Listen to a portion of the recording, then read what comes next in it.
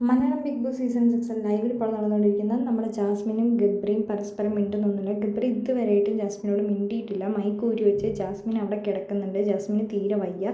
ആ സമയത്താണ് ജിൻഡോ ചേട്ടൻ പറയുന്നത്, ജാസ്മിൻ മൈക്കിട്ട് സംസാരിക്കുക, എടി മൈക്കിടുന്ന്, നിങ്ങളൊന്നും മിണ്ടാണ്ട് പോകുമെന്ന് പറയുന്നുണ്ട് ജാസ്മിൻ ജിൻഡോ ചേട്ടനോട്.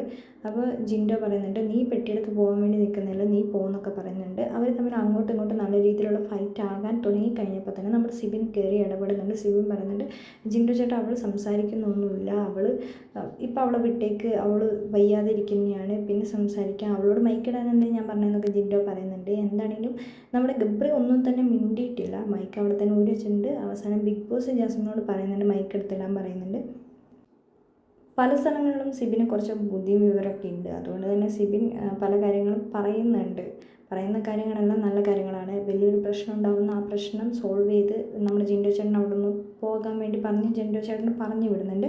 ആ സമയത്താണ് നമ്മുടെ റസ്മിൻ വരുന്നത്. റസ്മിൻ നമ്മുടെ ഗബ്രിനോട് പറയുന്നുണ്ട്, എടാ ഗബ്രി, നീ എന്തെങ്കിലുമൊക്കെ നീ മിണ്ടാണ്ടിരിക്കുന്നത് കൊണ്ടാണ് അവിടെ ഇങ്ങനെ ആവുന്നത്, നീ എന്തെങ്കിലുമൊക്കെ അവളോട് സംസാരിക്കും, നീ ഇങ്ങനെ മിണ്ടാണ്ടിരിക്കല്ലേ ഗബ്രി എന്നൊക്കെ പറയുന്നുണ്ട്. പക്ഷേ ഇതൊന്നും കേട്ടിട്ട് നമ്മുടെ ഗബ്രി പ്രതികരിക്കാതെ മിണ്ടാതിരിക്കുന്നുണ്ട്.